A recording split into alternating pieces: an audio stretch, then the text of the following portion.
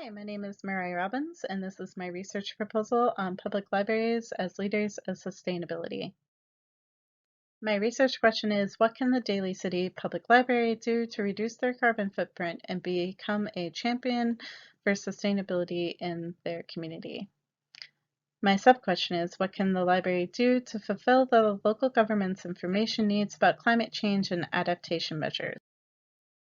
A little background, this research topic is about environmental sustainability and what public libraries can do to lead their communities and municipalities in adapting to climate change. This is relevant to library and information science fields because it fills a gap in the literature about the subject and provides a research model that could be replicated by other public libraries. As concerns about climate change mount, there's an ever-increasing need for municipalities to respond to shifting local realities. The world will face hotter temperatures, rising sea levels, increase in natural disasters, freshwater scarcity, and negative impacts on agriculture. This is an issue that will take the combined efforts of governments and citizens to address. Public libraries are in a unique position to act as a bridge between the two and be a leader in sustainability. Crucially, it also provides a purpose for libraries in a time when their worth is being questioned. Literature review. There's not many research papers in the LIS field about this topic, and most of the papers I was able to locate were international publications. Domestically, Barnes in 2012 researched and evaluated green libraries and environmentally sustainable practices within libraries through literature reviews and interviews. Peak House in 2018 researched seed libraries, which is a library that checks out seeds to patrons so they can grow their own fruits and vegetables. This is relevant to the Daly City Public Library because it is a seed library, and I consider that to be an important sustainable practice that can reach the community. Internationally, there have been more research papers written on the topic of sustainability. No and On in 2018 created an exhaustive survey to rate how environmentally sustainable public libraries are and pulled results from all the world. Their survey is a model I wish to replicate for evaluating the Daly City Public Library. Diaz in 2017 asked library staff in Portugal how much of their daily practices and library missions included environmental sustainability, and Mansour in 2020 researched how well Egyptian libraries were prepared to meet the United Nations 2030 sustainability goals. This study stood out to me in particular because it used a combination of interviews and focus groups for him to get his answers. I would like to emulate this study in my own research, and the topic is directly relevant to my research proposal. Michnik, in 2015, interviewed politicians about economic sustainability of public libraries in Sweden. Although our definitions of sustainability differ, our goal of interviewing politicians about public libraries is similar. Dilling and Berggren in 2015, and Norgren, Stoltz, and Miro in 2016 are environmental scientists that research information needs stakeholders have in regards to adapting to climate change in their municipalities. This is important to my study because it identified local governments need more detailed, dynamic, and locally applicable information to create action plans to build upon. My research is meant to identify what information Daly City officials in particular need to do their jobs effectively, and how can the library help with this endeavor. My chosen methodology is I want to use a mixed methods approach via interviews, focus groups, and a survey to gather qualitative and quantitative data. My study population is the local government officials that handle Daly City's 2020 green initiatives and city planning, and the public library's administration and staff.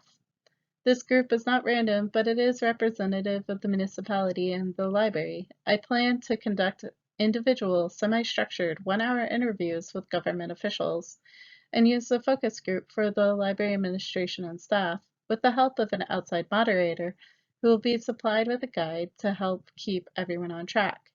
And I want to utilize No and On survey as a guide to evaluate the library's sustainable measures and carbon footprint.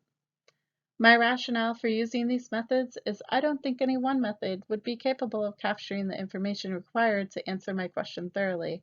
If my participants are comfortable with it, I would like to record my interviews through audio and record the focus group through video. Additionally, I would keep notes. If not applicable, I would record the sessions through notes only. The strengths of this method is the human and storytelling aspect it provides. It identifies what people think of, how they feel about, and their motivations for sustainability, and how that applies to libraries. And I think that will get people excited and interested in the topic. The limitations are the number of people interviewed must be small enough to be analyzed, but represented enough to be relevant. Additionally, there is quite a bit of room for researcher bias. Specific to this study is knowing who to talk to and finding an appropriate time to interview them, and actually being able to get them as an interviewee are problems that need to be addressed. Data analysis. I would utilize in vivo to analyze the data because it is capable of handling mixed methods research and has a range of useful tools.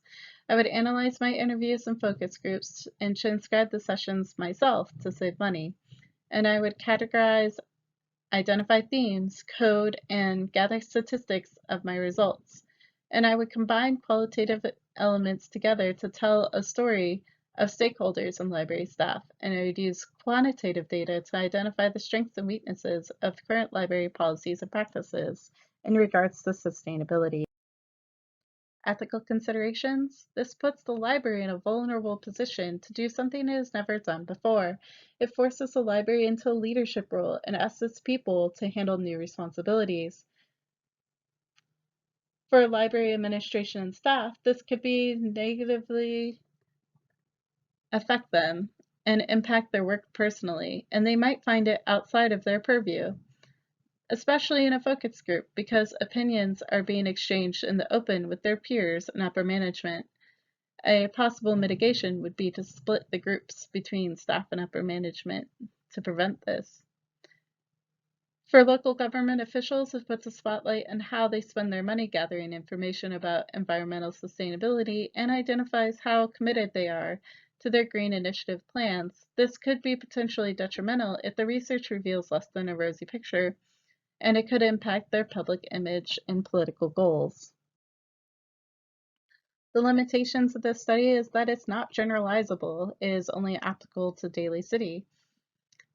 The sample is not random, and there is potential for similar mindsets and bias. The semi-structured interviews as well may not be able to deliver pertinent information as they may be too rigid and not allow for freedom of expression. Strong personalities could overrun the focus groups and lead the topic astray. The survey data as well may not be applicable or miss necessary information. The significance of this study is that climate change is not a phenomenon that we can afford to ignore.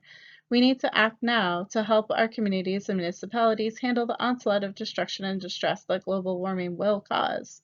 The study empowers libraries to take action and do what they can to become leaders in sustainability.